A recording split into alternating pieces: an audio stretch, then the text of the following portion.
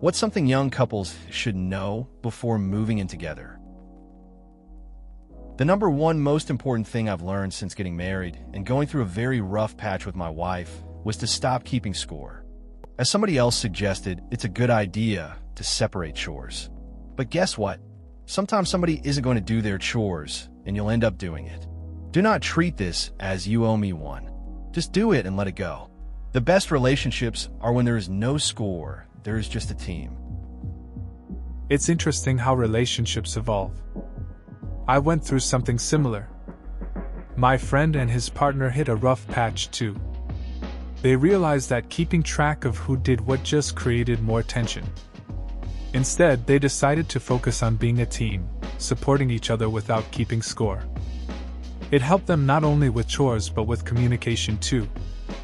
They learned that being in it together matters more than who does what. My husband and I will be living together 20 years in October. We're married for 13. Here's the thing with chores and such. Equal doesn't necessarily mean quantitatively equal. It's not a I did one thing and now you do one thing kind of deal. In our relationship, equal means that everything is completed and each person completes the tasks they're better at, willing to complete or hate less. So, in our case, my husband is in charge of grocery shopping, meal planning, and cooking. I am in charge of the Charlie work, Always Sunny in Philadelphia reference, while he's running all over town going to all the grocery stores and such. Charlie work equals cleaning bathrooms, doing dishes, taking out garbage, litter boxes, and anything else gross. I don't love Charlie work, but I like it more than grocery stores and cooking. Sounds like you both found a good system that suits your strengths. It's interesting how equal can look different in relationships. Dividing tasks based on what you each prefer makes sense. Grocery shopping can be a hassle, while tackling the less pleasant chores can be a better fit for you. It's all about balance, I guess. Just makes life smoother when you play to each other's strengths. Give each other their space. If one of you wants to just play a game, read a book, whatever, leave them be to do so. Alternately, there is no such thing as my food/your food. It is just food. Edit unless you have something special you want for yourself, and you communicate it. Oh, take turns with the trash. This reminds me of my friend and me. We'd often just chill in the same room, doing our own thing. I'd be gaming while he read. It worked for us. And yeah, we learned quickly about sharing food. We'd have our snacks but would always ask about the other's favorites. The trash part? Well, we took turns and it kept things simple. Just made living together easier. First, you're a really selfish person. Like really selfish. And so is your girlfriend. You may not think so, but after a few months of living with her, both of you will probably realize this. Hopefully you've got the kind of relationship where both of you encourage each other to be less selfish. I've been married nearly 3 years, and this was some of the best advice that my wife and I got. Just about every time we have argued or been upset with each other, it's because one of us is being selfish. Often both. Secondly, there's a saying with a lot of truth to it. Everyone marries a stranger. In your context, it might be everyone moves in with a stranger. Dating someone and living with them every day are two dramatically different things. Know that and slack your expectations off a bit. Living with someone really shows you different sides of them. I thought I knew my friend well, but after they moved in, it became clear we're all a bit selfish at times. It's like a mirror reflecting back our habits. They learned to share the remote, and I adjusted my late-night snack raids. It was tough at first, but those little changes made our friendship stronger. We grew up a bit, I guess. If you have any doubts or reservations about the relationship hidden deep in the back of your mind, bring them up and address them before you move in together. That way you can work toward a solution beforehand, or see if there is even a workable solution. Not trying to be a Debbie Downer, but breakups are a lot easier if you don't live together. I had a friend who moved in with his girlfriend without really talking about their issues first. They thought it would be fine. A few months in, things got messy. They fought constantly and ended up breaking up. Living together made everything way harder. He always said if they had just addressed their concerns earlier, it could have saved them a lot of trouble. Lesson learned, I guess. If you want the other person to help around the house, don't criticize how they do things. My husband used to clean up after dinner, and I would come in and criticize how he didn't wring out the washcloth, how he didn't wipe down the sink. That was wrong of me. My way isn't the only way. Let the other person use their own methods, unless they're just way off. I remember when I used to do the dishes. My roommate would always step in and point out what I missed. It was frustrating. After a while, I just stopped doing them. We talked it out, and he realized his way wasn't the only way. We found a balance. It helped keep things smooth. Sometimes you just have to let people do their thing. Don't try to change things about the other person that ultimately don't matter. Don't try to get rid of their belongings simply because you don't like them or understand why the other person does. Respect each other's decisions and try to compromise as to how you want the house. Maybe one person gets to make the decisions about the drapes and the other person gets to choose rugs. Maybe one of you choose breakfast or lunch and the other chooses dinner. The point is to work all this stuff out as soon as possible and make sure it's really worked out and not just something you intend to renegotiate as soon as you have something on the other person. It's no longer I, it's we, and the more you let each other have, the happier you'll be. I remember when I moved in with a friend. We had different tastes in decor and food, which caused some tension at first. We ended up talking it out and realized compromise was key. I picked the curtains, and he chose the kitchen stuff. It made our place feel more like home. Small decisions became a shared effort, and it really helped our friendship grow. It was a good lesson in respect and teamwork. Little things about the person will start to annoy you, and it is important you do not let things fester or you will feel a growing resentment for them. Have you ever heard couples arguing about something small and trivial? The argument is not really about that small infraction. It is about a buildup of small things over time. So get things off your chest as they come up. The open communication will be better for your relationship in the long run than keeping things to yourself because you are afraid of hurting your partner's feelings or making them angry.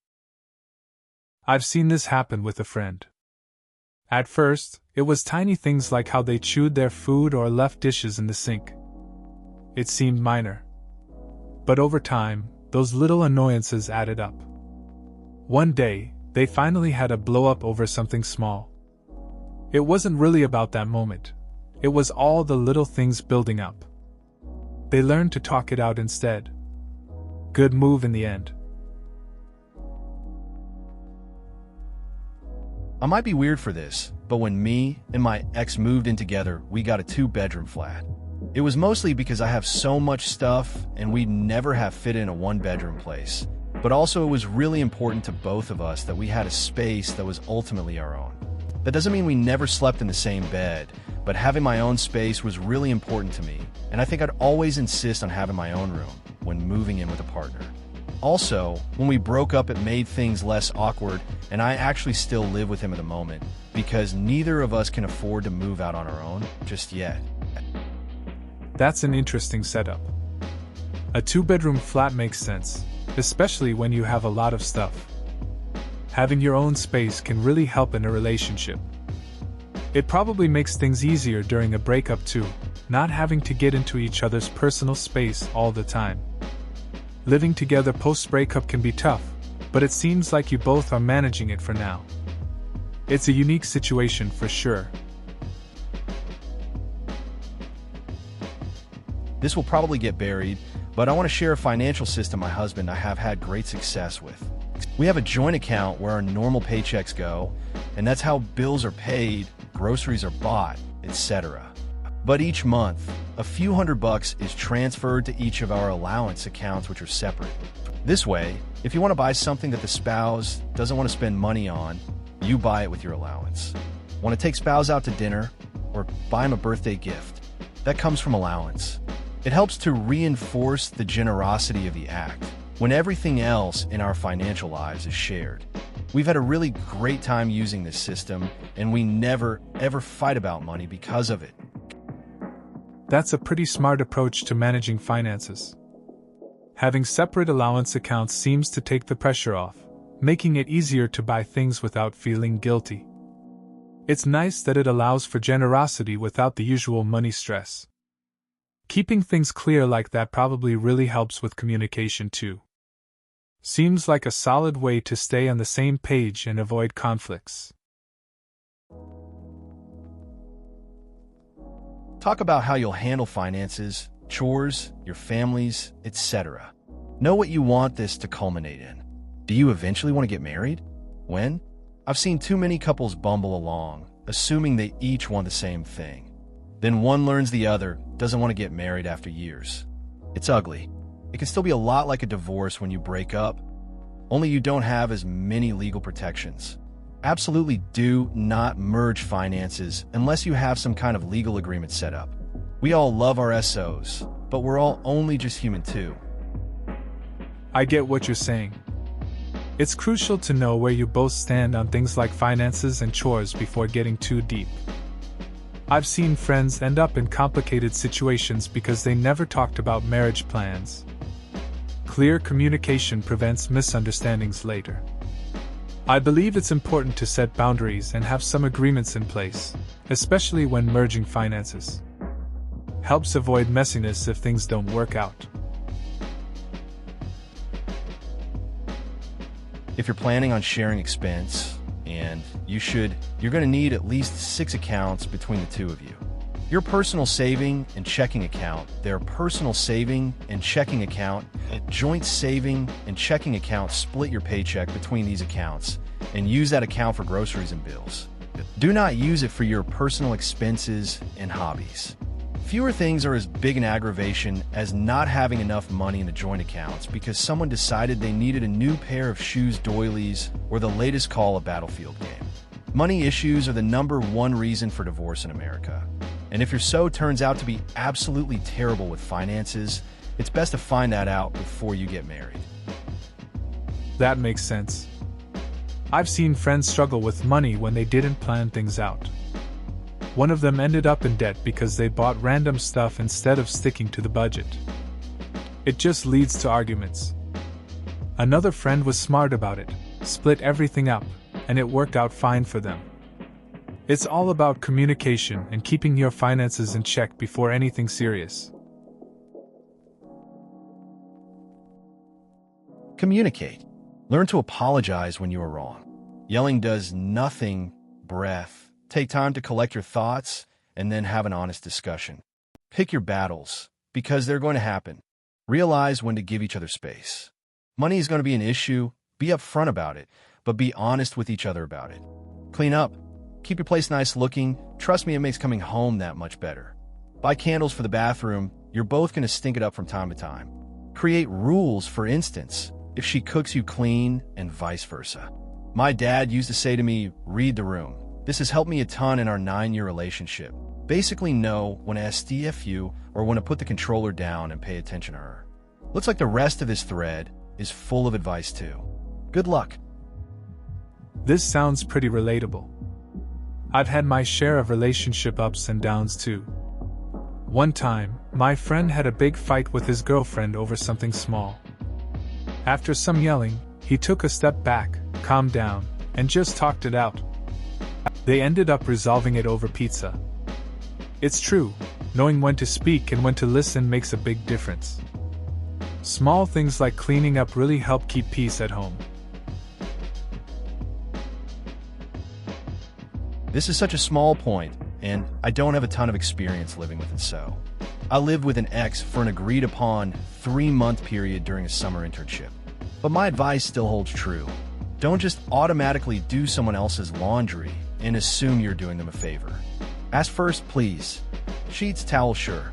As long as you aren't mixing white sheets and navy towels on hot, and your sew isn't allergic to certain detergents. But my ex-boyfriend once did a few of my loads as a favor and ruined about $400 worth of dry, clean only /hand wash clothes in the washer and line dry only items in the dryer. I was left with a lot of shrunken items and destroyed silk tops. That is not why he is my ex, but it was a serious problem for us. He ruined a lot of formal attire and some sentimental items. Edit, I can't spell. I've been there. Helped out a friend with laundry, thinking I was being nice. Turned out, I mixed up the colors and shrunk a bunch of their favorite shirts. They were not happy. Didn't realize how important some of that stuff was until it was too late. Lesson learned, always ask first before jumping in. Simple task but can mess up relationships if you're not careful. My wife and I started doing something about a year ago that totally changed our marriage, and is going to sound dumb, really communicate. We basically decided that sometimes it can be too hard to try and communicate things while tiptoeing through feelings, so we give each other the benefit of the doubt. We always assume the other person is not trying to hurt our feelings, and if they do, we clearly state, "Hey, do you mean for that to hurt me? Because it did." The other person can also instantly stop something by saying, "Okay, I will try and do better," etc. Instead of letting the same dumb thing get dragged out. It has really prevented a lot of arguments. That sounds pretty relatable. My friend tried something similar with his partner. They started having these check-ins, just being upfront about their feelings. Whenever something bothered them, they'd address it right away instead of letting it simmer. It helped them avoid those endless arguments that often go nowhere. Just being clear and honest made a huge difference for them too. Sometimes it's surprising what a little communication can do. Most of the couples we know have been married 20 plus years, and the thing we laugh about is that the marriages always seem to devolve to the least common denominator. If one of the couple was a slob when they first married, they will both become slobs. If one was unpunctual, they will now both show up late. Take a good look at your girlfriend's bad habits and decide whether you can live with them, because you'll likely start sharing them in a few years. Right, so I had this friend who always dated messy people. At first, he'd complain about their habits, but over time, he got lazy too. He ended up living in a total disaster zone. It's like he absorbed their bad habits. Now, he's finally dating someone tidy and is trying to change his ways. It's a work in progress, but it's funny how relationships can really mold us. Realize that whomever moves into the other's place, it becomes their home too. It's easy to forget that one person is giving up their home and is expecting to be able to act as if a new place is their home. Don't be possessive of space. Be generous with making them feel as if it's their place. Let them redecorate a bit. Give up entire closets, etc. Moving in with a friend can be an adjustment. I remember when my buddy moved into my place. At first, it felt like I had to defend my space. But then, I let him rearrange things a bit, and it made it feel more like a shared home. We split the closet and made room for his stuff. It really changed the vibe, and now it feels like ours together. It's pretty much all communication. If you feel that something is bothering you, it is better to tackle it as soon as both of you have the time. Finances, chores, alone time, etc. Only to be figured out to a degree that both parties are comfortable. If something changes down the road, it needs to be discussed. A relationship, especially living together, is like a refrigerator. If something goes bad in there and no one says or does anything, it will become smellier and smellier until the whole thing is ruined. I get what you're saying. I had a friend who never addressed issues in his relationship. They let things pile up until it exploded. Simple stuff like money and chores turned into huge arguments. It was awkward to watch. If they had just talked it out early, it could have saved them a lot of trouble. Kind of like how you need to clean that fridge before it gets out of hand. 3 things. First is to make sure that you each have a hobby that the other is not involved in. My wife and I each have activities that we go out and do separately.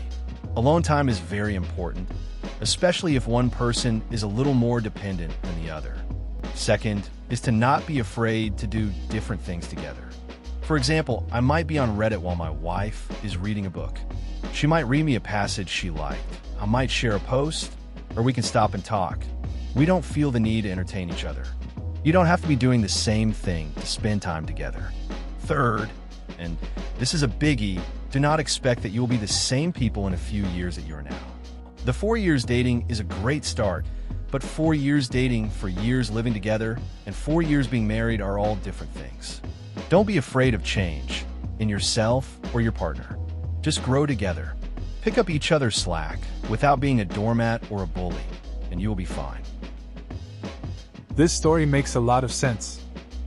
Friends or partners can have their own space while also enjoying time together without pressure. I remember a time with a friend where we just sat in a coffee shop, each doing our own thing, but shared little moments that made it feel connected. And yeah, change is part of life. You figure things out together, and that's what keeps it all balanced. It's nice. It's a lot of feeling what is appropriate for each of you. Don't forget, individuals have different needs. Some people need more me time, some don't. Respect sleeping hours, but also respect the right to unwind. If you don't want to switch doing different chores, maybe one hates one in particular and you can do that, and the other can do another. My boyfriend does dishes and I do laundry because I hate dishes. Also, respect interests. If he likes video games, or she does, let them game, or join in. Communicate immediately if you are annoyed. Be nice and respectful, but don't bottle. Talk it out, and compromise is a two-way street. Eventually, you will find your groove. It's true. Relationships need that balance of respect and understanding. I remember when my friend got really into gaming. His partner wasn't into it at all, but they found a way to compromise. He would game when she was busy, and they'd spend time together afterward. They always checked in if something bugged them. It showed that open communication really makes things easier in the long run. It's all about finding that groove. My wife and I are kind of struggling with this because I work 60+ hours a week and she works 40 hours a week. Sometimes chores are not done at home when I get off and she is home. I only have 1 day a week off, and sometimes she wants me to do chores that day. I hired a person to do the lawn since I never have time. I pay all the bills, and she pays her bills, she does pay the groceries. It's a very tough situation. I get what you're saying. Balancing work and home life can be really challenging. It's tough when both partners are busy and still have expectations at home. Sometimes hiring help is necessary. Hopefully, you both can find a way to communicate better about chores and come to a solution that works for both of you. It's all about teamwork in the end. Have an ironclad understanding of what each of you wants in terms of having kids. If you both can't bear the thought of living another day without kids, then you should have kids. If one of you wants kids more than they want their next breath, and the other one is sort of ambivalent, then you should not have kids. No, you will not magically learn to love them when they happen. No, it's not different when it's your own. No, you won't. Maybe change your mind someday. Be prepared to end your relationship over an irreconcilable disagreement about whether there should be kids or not. It's more important than all the arguments you've already had about the color of the living room and whether her parents should be welcome to come over and stay the weekend with zero notice. All of the above applies equally to the person who wants kids and the person who doesn't. It's interesting how priorities play a huge role in relationships. A friend of mine once faced this situation. One partner was set on having kids, while the other was indifferent. It created a rift that they couldn't bridge. Despite their love, They ended up parting ways because they couldn't agree on such a fundamental aspect of life. It's a tough call, but sometimes you have to choose what really matters to you in the end. The moment you start living together is just the beginning of things, not the end. It is when you have to start really working on making the relationship work. Surprise each other occasionally. After 30 years together, wife and I still buy each other random Friday presents. Don't underestimate the need you will both have for privacy and time to yourselves, and don't resent it if she wants private time any more than she should do if you need a little time alone. Do stuff together, but do stuff alone too. Never go to bed together angry. Oh, and sex. Lots of glorious sex. Living together changes the dynamics of a relationship. It's not the finish line but the start of a new chapter.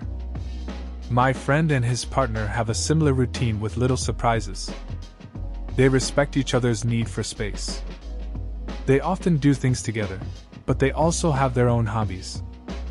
One thing they never do is go to bed angry, which I think is pretty wise. And yeah, keeping the romance alive is key. It takes real work to make it together. You constantly have to work on yourself and your relationship. If you really want to hit the long haul, you have to work on how you fight, because you will fight. Living with another person is freaking hard. Experience. Celebrating 10 years with husband this week. It's true that making a relationship last takes effort. It's not all smooth sailing. There are disagreements and misunderstandings. You have to figure out how to navigate those fights without losing sight of what brought you together. My friend just celebrated a decade with her partner, and they often talk about how they learned to communicate better over the years.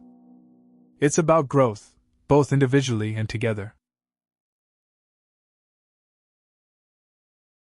Women produce a staggering amount of hair, and it is much more troublesome than male hair.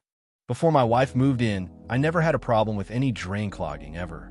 After she moved in, I think she played dumb with me as the drain clogged and I was asking about it.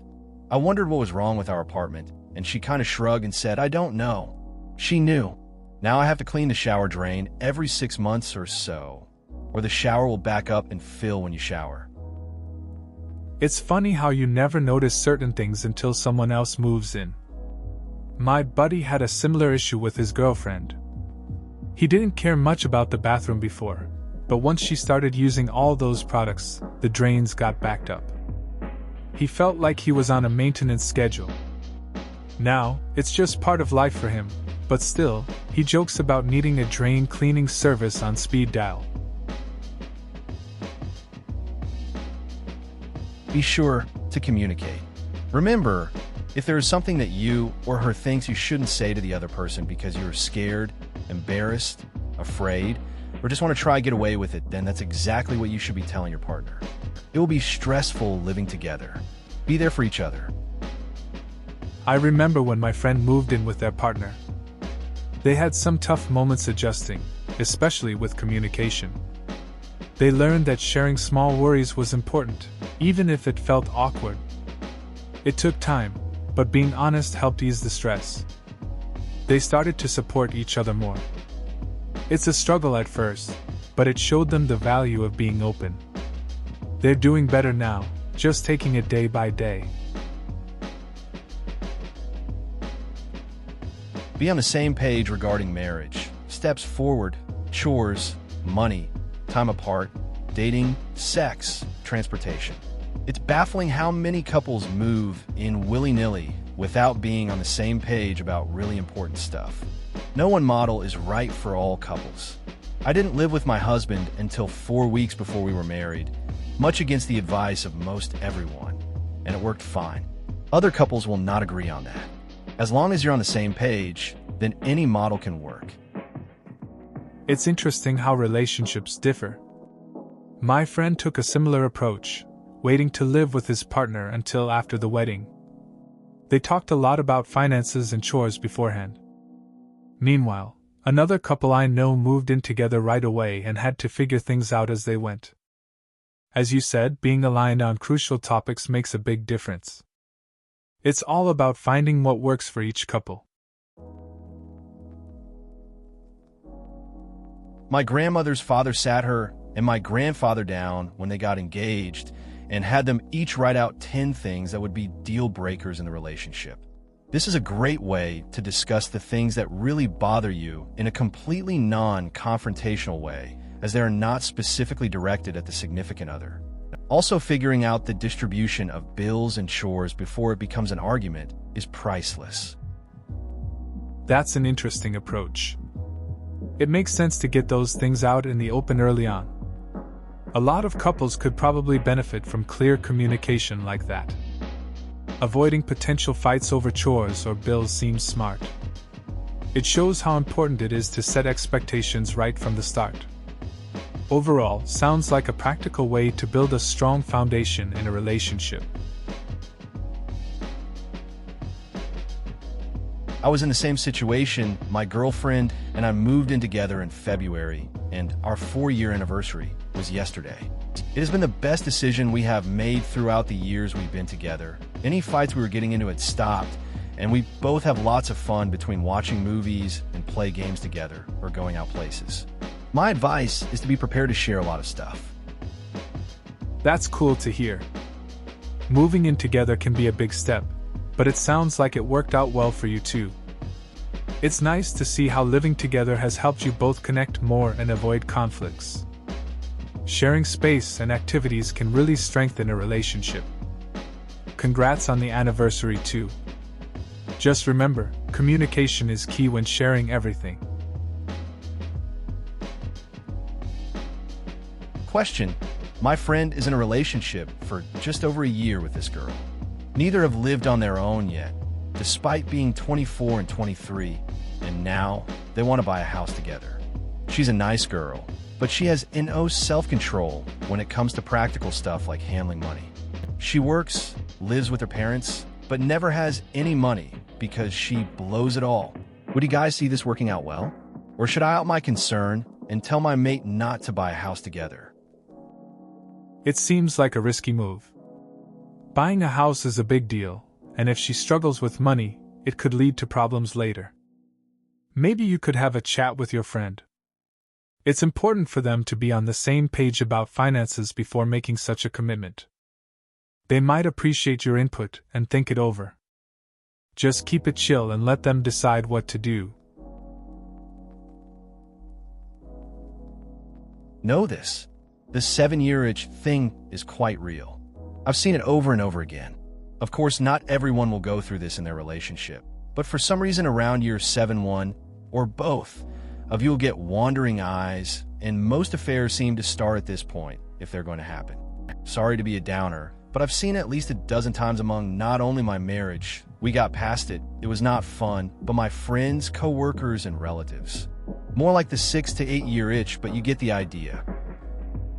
Yeah, I've heard about that. It's sort of interesting how common it is, right? I remember a couple of friends who went through it.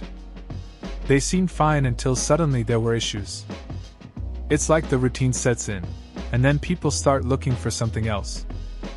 Thankfully, some make it through, but it can get pretty rough. It's definitely something to keep in mind if you're in a long-term relationship.